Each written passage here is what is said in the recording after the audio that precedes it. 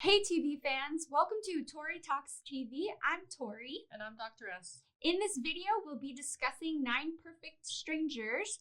This is episode 6, and it's called Motherlode. Oh boy, was it.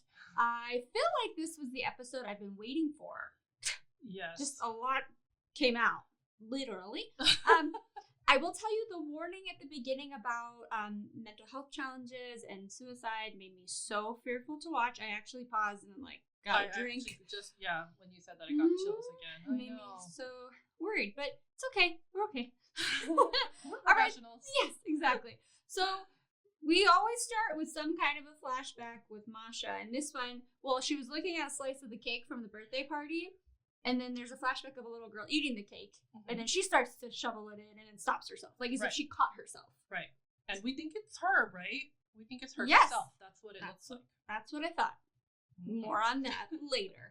All right, let's begin with Frances hallucinating Paul being the person from Cabaret. I don't know their name. Well, I thought it was Charlie Chaplin. This is how little I know. But singing Money, Money, Money. That was so funny. Little mini Paul. Yeah, I think she just flicks him in the toilet and flushes him down. But I like that she said, you're a little man. Yeah. Literally a little man. Literally, yeah. So, Frances and Tony. Ooh. Are we going to talk about this? Let's do it. All right, so they're doing this sound bath, which, by the way, made me very anxious. I think that's supposed to be calming.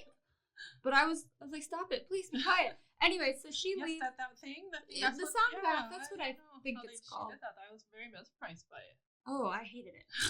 That says a lot about me. I probably need it. Like the stuff I resist the most, I probably need the most. To guide meditation or something like that? That's what I thought she was doing, but I wasn't sure.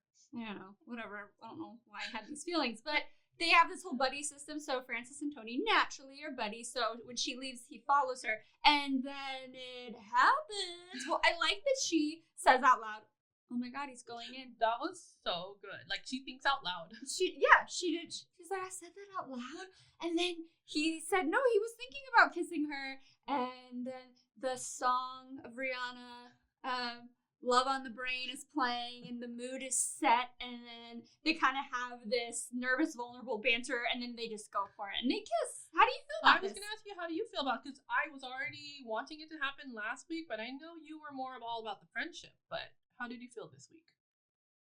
I'm still figuring it out. I don't know why, because I don't want it to be some kind of weird, I don't know, bias that I have. I think that they are a lovely couple. Mm-hmm. I didn't instantly see that kind of chemistry. I think friendly, yes. But that's a good basis for a romantic relationship. It definitely is. So then now that it's happened, I think that's wonderful. I think it's great for both of them. I think they're so cute together. Yeah. Really adorable. It was super cute when they fell over and just that whole sequence. And he was saying that he was basically thinking about killing himself, and now he has something to live for. He's hopeful. And he thought about taking her out. That was so cute. And then she said, I'm totally going to steal that for my next book. I love that too. And so she's being inspired to write again. Good things are coming for some people. And then poor Lars is dreaming about those schoolboys yelling. Poor Lars. Negative, very, very terrible things at him. And then let's just make it weirder. Masha comes and wakes him up and just lays in bed, makes herself comfortable. She's annoying me. She was a little bit borderline creepy in that. I mean, she's always kind of creepy, but that was weird. What was she trying to do there? Was it maternal or was it, I don't know. It's weird. I'm kind of sick of her accent. It's kind of like Moose and Squirrel, like Rocky and Bullwinkle-ish. I don't know. I can't figure it out, but sorry, I should not be distracted by those things. Nicole Kidman, you're awesome. All right, now Carmel I'm worried about because everybody else seems like they're having their euphoric experiences, and Carmel still looks really troubled. Okay. What do you think's going on? Well, now we learn why she's there, which that whole thing took me. I was kind of floored by that because I did not think their connection was going to be so explicit. Yes. Masha totally just says, yeah, she had an affair with her husband. Yep. Totally threw me off there. Her actual husband. Yeah. Carmel's husband and Masha had sex. They did it. and she apologizes. And then Carmel admits that she wanted to go there to study her because then maybe she could get her husband back. And I like want to shake her. Sad. I know. And Masha says she used to just sleep with married men all the time in her past life when she was reckless and doing whatever things she wanted to do. Right. And Carmel with Lars, I love their friendship together. But why was he recording her? Was that for the investigation? I think so. But I didn't know it was so open. I didn't know it was going to be that open either. But I wonder if later we're going to get some type of video that shows everybody having a testimonial. That's what I would like to see, is what he does with all that footage. Will he get everyone to say something? Yes. That would be kind of cool. Will he get Masha to say something? Ooh. So Masha's having fun with this microdosing, and now she's ready to increase the dose once again. And they're trusting her. Everyone. Yeah. Like, let's do it.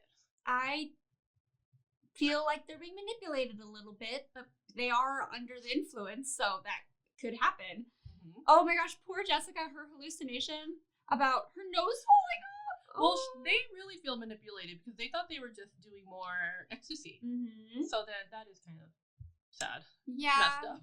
Ben tries to console her. He's like, no, your nose is on your face. That and then very sweet how he did that. Actually. Like, your nose is there. Yeah, and then Masha comes out of nowhere. Where did she come from? I don't know, but now I'm having the vision of her with no nose, and that was freaky. That was pretty well done. All right, now the Marconis, which I dread talking about because it's devastating. So they're going through the wooded area, and then Zoe, there's a hanging person at the bottom half, but I feel like she doesn't see it. Maybe she senses it because when she turns around, it wasn't there, right? I think you're right. That's what I got. So then she hallucinates her brother, but then her mother appears. Heather.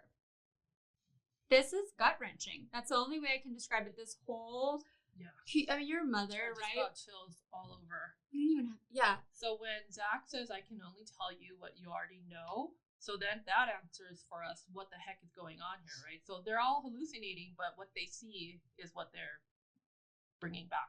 Like, deep repressed memories. Right. Because I can't imagine... her son would ever say it's your fault. She thinks it's her fault. That's why he came out that way. Mm-hmm. Yes, because a side effect of this asthma medication he was just put on is suicidal ideation. Singular. I remember when the reports came out about that. That's right. Oh my gosh, and I threw it away because I had it in my house. I mean, that's awful. Yeah, so of course she's feeling like it's her fault. She freaks out. She has to be taken into the medical bay area, and then they have to sedate her. What I don't understand is, do they have a doctor's order for that sedative? I don't think they're all about the doctors in this place. It's like, just speaking from a medical professional, I'm like, where are your medical professionals? Is one of you have to prescribe? Wasn't what's his name? Oh my gosh, what's his name? He was a doctor of some sort, right? Because didn't he save Masha from her injury? Oh yeah, it was a paramedic, right? But you usually have to have a. I'm just saying. I went my medical brain was like, who gave you that order? Yeah. And do you have the license to administer? Anyway, such a snob. I'm sorry about that. But I don't think Masha cares about that stuff. I don't think she does at all. She's, to use your word, reckless. But Napoléon over there, that must have been so sad for Napoléon and Zoe to hear that her mom screaming and just... Well, this whole time he had been blaming himself, and I believe he had said it out loud to people, to at least his wife, that he thought it was his fault. Yeah. And I think that his wife knew, but then had to repress it probably, because how else will she live? Yes. Because I don't think she was keeping it a secret, right? She just didn't remember it. Oh, and when Masha said it was the truth that had to come out... But then now Napoleon's saying he can't forgive. Is that can't forgive Heather? I think so. Because I wonder if the transformation from this show, though, is going to be finding the way that they can stay together as a family, because that is huge. But nobody did anything on purpose. Well, they talk about blame. Oh, that whole conversation was chilling. Yes, this was a very heavy episode, especially for the Marconis. Oh my gosh. Yeah, I don't know, but there was a big reveal at the end of this episode. That little girl that we thought in the flashback was Masha, I think is her little girl. Yeah. We're here to assume that's her daughter, and her daughter gets hit. And she watched her daughter get killed. And so Was that what sent her into the spiral of a reckless life? That's what I thought too. That's what I think as well, right? Yep. So then she decided, well, I'm going to become a workaholic. I'm going to self-medicate. Yes, not have any serious relationships, only hook up with married men and do all this stuff until she then almost dies, has a near-death experience, and now she is trying to help people heal. Yes. In a way that she never could. Ooh. But I almost feel like she's experimenting a little bit on these people because remember when she says in Russian to Zoe that she's the key? And I'm wondering if she wants to see her daughter again. So she's like, let's see if it works on them. So she's trying to bring Zach back to life, but through, what is it called? Like some type of group hallucination? Oh, yeah. I don't know that term. That was very weird. But then who would she, like, is she trying to do that with her own daughter? Right. But there's no group. Who's the group? But she wants to see if it will even work in the first place, that maybe she could get in touch with her daughter. I don't know. I went that route. But I kind of see what you're saying, though, because she is saying something about bringing him back in that way. But then it seems like it's from the group dynamic that would be possible. But she seems confident that she can do it. So has she already brought her daughter back in her, you know? Yes. That's getting a little confusing. You know what's really confusing in this whole series is I can't decipher whether they're hallucinating or dreaming. Because I think Lars was dreaming, but then Frances was hallucinating, but she thought she was dreaming. So that's a little... But that must be how it feels to be on that drug. Hallucination. I actually don't know. I couldn't tell you. But maybe it just is the same. Anybody want to admit that they did hallucination? I won't judge you. I don't care. Sounds like fun. But yeah, maybe is that kind of how it is? The distortion of reality? Distortion of dream and hallucination? Yeah. Yeah. Oh, who are these Connollys that they're talking about that's threatening them? I don't know. Is it that's the new. people who The died? person who died. Yeah, maybe. I'm guessing. And then there's a lawsuit. And then maybe they're out of money. Delilah's worried about that. Just little nuggets in there that we don't really get to come back to. But I do like that there's movement here with this series. Yes. This was a big one. Yes, this was. Last episode, a little calmer and breakthroughs in love and peace, and this one was just throw up. And there was literal throw up. I know, that's why I was like, everything just came out. But yes, now I'm getting more excited. Yes. We're inching closer. We have 2 more episodes left. Yes. Yeah, so let us know what you thought of this episode. Please comment below, like and subscribe, please. And then we'll see you next time for the penultimate episode. Thanks for watching. Bye-bye.